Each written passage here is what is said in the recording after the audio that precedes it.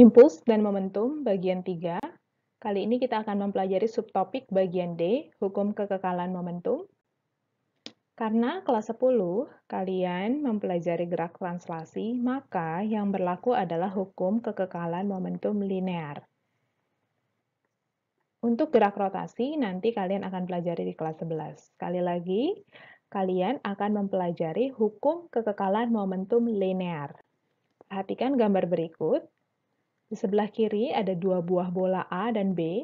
Bola A memiliki massa A dan kecepatan A yang bergerak ke kanan. Karena kecepatan adalah vektor, maka ini tandanya positif atau tidak ditulis. Ya, sementara benda B bergerak ke kiri memiliki massa B. Selanjutnya, bola tersebut akan bertumbukan dan terjadi kontak. Karena dia ada kontak, makanya ada gaya aksi dan gaya reaksi. Gaya aksinya ini punya A terhadap B, ini punya B terhadap A. Ingat ya, aksi reaksi besarnya sama tetapi arahnya berlawanan. Setelah tumbukan maka kedua bola akan terpantul. Bola A pastinya, karena tadinya bergerak ke kanan, sekarang jadi bergerak ke kiri sehingga kecepatannya bertanda negatif. Bola B yang tadinya bergerak ke kiri menjadi ke kanan. Ya, oke, perhatikan.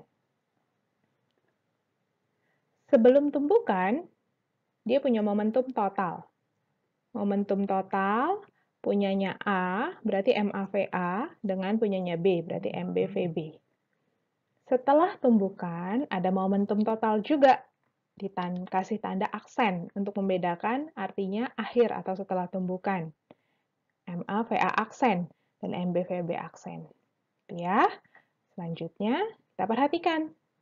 Untuk bagian yang tengah, ini kan berarti ada dua gaya. Ada sigma F, di mana min FA terhadap B dan FB terhadap A sama dengan 0. Mengapa? Karena nilai mereka keduanya adalah sama aksi reaksi, sehingga resultannya sama dengan 0. Berarti dikatakan resultan gaya sama dengan 0. Masih ingat hukum kekekalan 2 Newton dalam bentuk momentum, di mana sigma F itu sama dengan perubahan momentum dalam satuan waktu atau laju momentum. Jadi dikatakan laju momentumnya sama dengan 0. Selanjutnya, Ibu pindahkan ya, dari sini ke sini. Nah, kita kali silang delta T-nya ke kiri. Berarti sigma F delta T sama dengan perubahan momentum sama dengan 0. Kita ambil ininya saja, berarti perubahan momentum sama dengan 0. Di mana perubahan momentum itu adalah P akhir kurang P awal atau P awal kurang P akhir sama dengan 0. Artinya kita pindah ruas, oke? P awal sama dengan P akhir atau momentum awal sama dengan momentum akhir. Ya, Ibu lanjutkan. Inilah dia hukum kekekalan momentum pada sistem yang sudah Ibu jelaskan tadi seperti ini.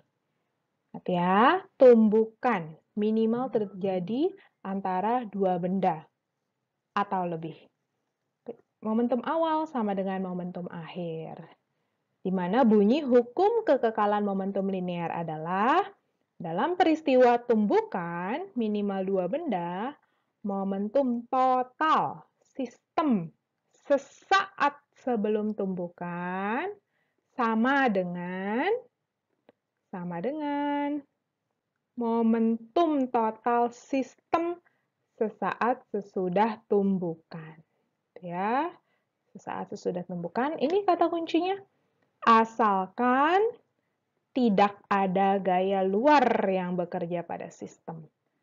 Oke, sekali lagi hukum kekekalan momentum linear adalah dalam peristiwa tumbukan, momentum total sistem sesaat sebelum tumbukan sama dengan momentum total sistem sesaat setelah tumbukan, asalkan tidak ada gaya luar yang bekerja pada sistem. Dianggap tidak ada gaya gesekan, tidak ada gaya tambahan luar, gaya dorong luar, atau gaya tarik luar, gangguan dari luar. Seperti itu ya.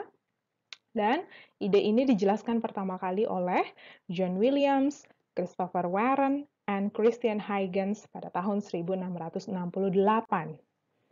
Ya, Ibu jelaskan lagi bahwa akhirnya notasinya akan seperti ini. P awal, momentum awal, notasinya P saja, sama dengan momentum akhir atau P aksen. Berarti kalau bendanya ada dua, P awal itu adalah PA tambah PB.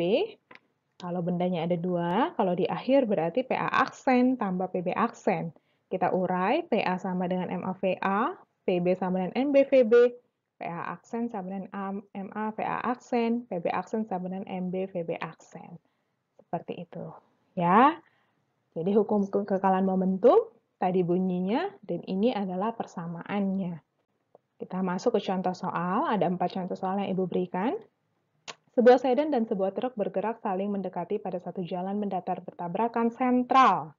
Artinya kepala ketemu kepala, dan saling menempel, dia menempel ya, sesaat sesudah tabrakan. Sesaat sebelum tabrakan, mobil sedan melaju 30 meter per second, dan truk 20 meter per second. Pastinya mereka berlawanan arah, satu ke kanan, satu ke kiri, karena tabrakan sentral, saling mendekati.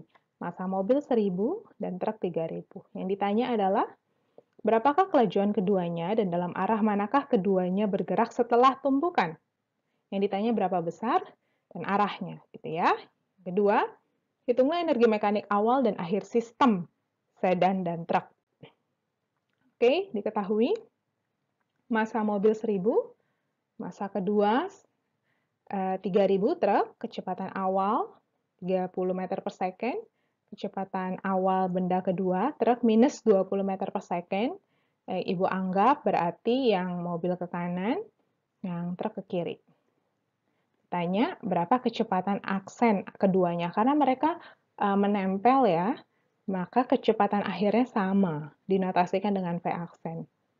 Oke, jawabannya, hukum kekekalan momentum karena dianggap tidak ada gaya luar, V sama dengan P aksen, M1 V1, M2 V2, karena ada dua benda, kalau tiga benda tambah M3 kali V3, seterusnya.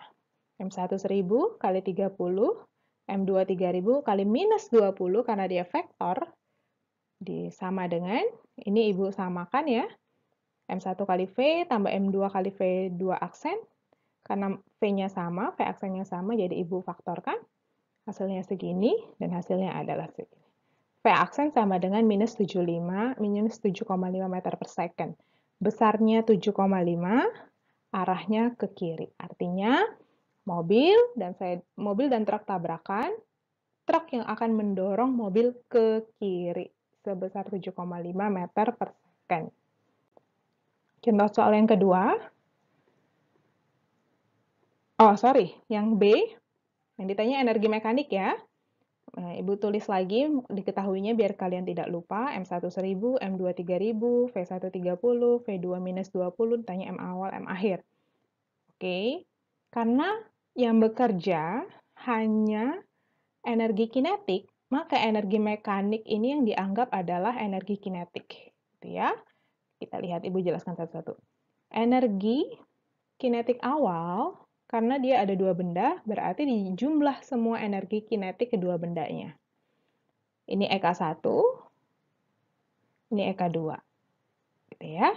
Ya, rumus EK kalian tahu, setengah M1 V1 kuadrat, setengah M2 V2 kuadrat. Kemudian, kita masukkan semua angkanya, setengah 1000, 30 kuadrat, tetap V-nya pakai minus 20. Jumlah EK-nya 1.050.000 Joule. Sementara EK akhir, rumusnya adalah setengah MV aksen kuadrat. Ya. Oke, karena dia kecepatan akhirnya sama, jadi kita faktorkan saja. Ini EK akhirnya dan ini EK akhirnya. EK akhirnya adalah 112.500 Joule saja. Oke, perhatikan yang pertama 1 juta, yang kedua energi kinetiknya kalau dijumlahkan dia besarnya hanya 112.500. Artinya ada energi mekanik yang hilang.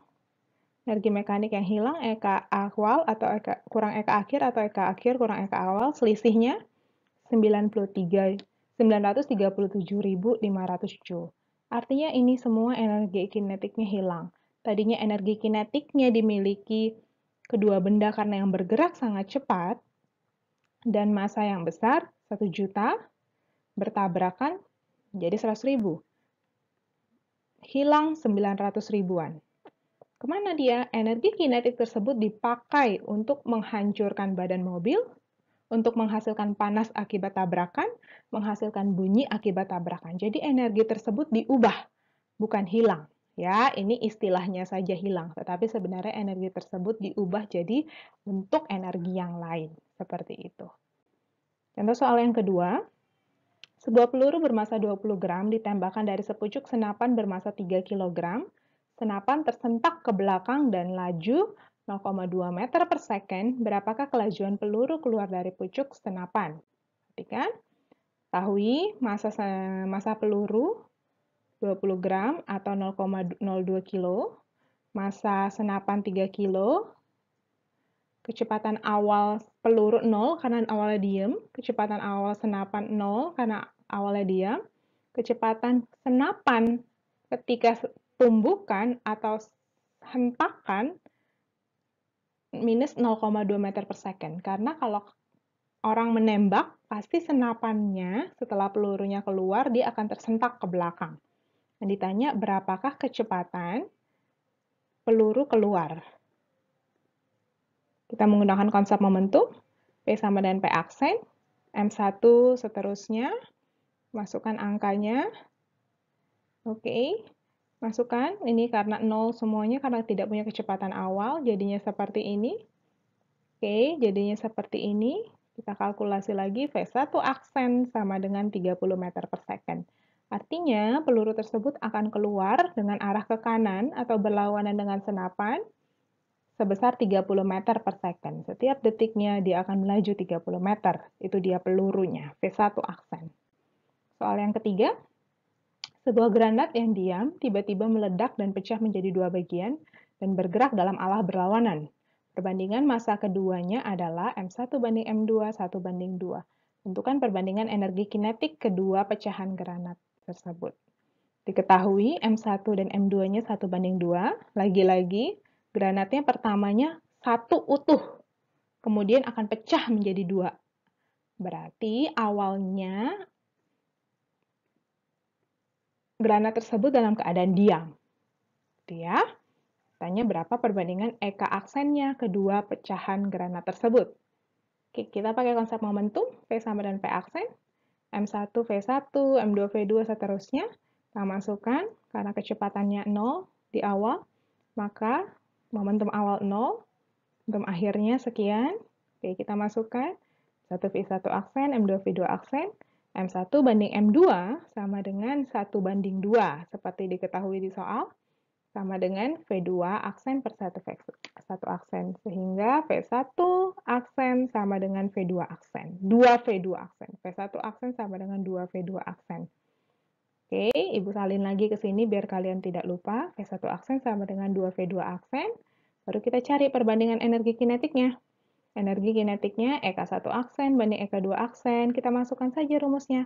Rumus EK kan setengah M1 V1 aksen kuadrat. Karena yang ditanya adalah akhir aksen. Ya, sama. Masukkan semua angkanya. Setengahnya kita boleh coret di sini. Oke, sehingga M1 sama M2-nya berbandingannya 1 banding 2. V1 aksen itu 2V, 2 aksen dikuadratkan. Ini juga dikuadratkan, hati-hati ini dikuadratkan jadi 4 ya. Oke, yang ini coret jadi hasilnya sekian. Oke, maka X1 aksen banding X2 aksen sama dengan 2 banding 1. Itu perbandingan energi kinetik pecahan kedua granat. Soal terakhir, sebuah bola biliar, oke ini soalnya dalam bidang 2 dimensi. Kalau yang tadi 1 sampai 3 1 dimensi, hanya atas bawah atau kanan kiri. Sekarang kita bergerak 2 dimensi, sumbu X dan sumbu Y. Sebuah bola biliar bergerak dengan kecepatan 1,2 meter per second dalam arah Y aksen, Y plus, Y positif, artinya ke atas ya. Oke, ini 1,2 kecepatannya arahnya ke atas. Kelajuannya 1,2 arahnya ke atas. Pada sebuah meja biliar dan menumbuk sebuah bola identik. Identik itu artinya mirip dan masanya sama. Mula-mula diam, berarti benda kedua diam, baik secara sumbu X maupun sumbu Y. Bola bergerak disimpangkan sedemikian sehingga kecepatannya memiliki bola yang bergerak. Berarti ini bola pertama disimpangkan sedemikian sehingga kecepatannya di sumbu Y-nya 0,8 dan sumbu X-nya 0,6. Yang ditanya berapakah kecepatan akhir dari bola kedua, bola yang ditumbuk atau tadinya bola yang diam, bola kedua. Gitu ya. Oke, kita buat notasinya. Diketahui masanya sama, anggap M karena identik. Kecepatan awal benda 1, karena dia hanya bergerak di komponen Y, maka vektornya vektor satuan J, 1,2 J. V2-nya 0 karena dia diam semua. Nah, setelah tumbukan, benda pertama bergerak ke sumbu X 0,6, ke sumbu Y 0,8 meter per second. Ya, kalian masih ingat konsep vektor harusnya. Ditanya, berapa V2 aksen? Oke, ini kan kecepatan, berarti kita kerjakan besar dan arahnya. Oke, kelajuan dan arahnya. Ini gambarnya ya. Ini V1-nya bergerak ke atas, sebesar ini. V2 diam. Setelah tumbukan V1 ini 0,6 I, 0,8 J, ini yang ditanya. V2 berapa? Next. Oke, diketahui. Sama ya, Ibu salin ulang semua, baru jawab. Nah, pelan-pelan Ibu jelaskan. P sama dengan P aksen, hukum kekekalan momentum, masukkan semua. Oke, nah bedanya di sini. Untuk V-nya kita pakai notasi vektor. V1-nya kan dia hanya punya ini. Nah, kita masukkan semua. M 1,2 J, V2-nya 0, kita masukkan 0. Nah, ini V1 aksennya kita masukkan nih semua notasinya. Jadi ke sini, kita masukkan V2 aksen. Oke, berarti karena ini 0 ya, ini 0, Ibu kumpulkan sebelah sini yang kiri, J dengan J yang di sebelah sini. Oke, Ibu pindah ruas yang V2 aksennya, jadinya ke kiri, kita diatur V2 aksen sama dengan minus 0,6 I tambah 1,20 kurang 0,8 J. Kelompokkan komponen I, kelompokkan komponen J. Sehingga bentuknya V2 aksen sama dengan minus 0,060 I plus 0,40 J meter per second. Oke, berarti ini kecepatan aksen benda 2 di sumbu X, ini kecepatan benda 2 aksen di sumbu Y. Masih ingat ya komponen vektor? Oke, ini kecepatannya nih, vektornya. Yang ditanya berapa besarnya atau kelajuannya. Oke, seperti biasa, kita pakai konsep Pythagoras untuk menentukan besar vektor. V2 aksen besarnya sama dengan V2X kuadrat tambah V2Y aksen kuadrat. Masukkan 0,60 kuadrat tambah 0,40 kuadrat. Hasilnya adalah 0,72 meter per second. Ini kelajuannya. Jadi nilai ini dengan nilai ini menghasilkan besar kelajuan 0,72 meter per second dengan arah tangan inverse V2Y tanpa kuadrat. Ingat ya, sumbu Y dibagi sumbu X. Tangan inverse 0,4 bagi 0,6. Inilah nilainya, 3,37. Ya, jadi dia akan bergerak sebesar ke kiri 33,7 derajat dengan arah 33,7 derajat dengan besar 0,72. Seperti itu. Oke, itu 4 soalnya. Semoga menolong kalian untuk memahami.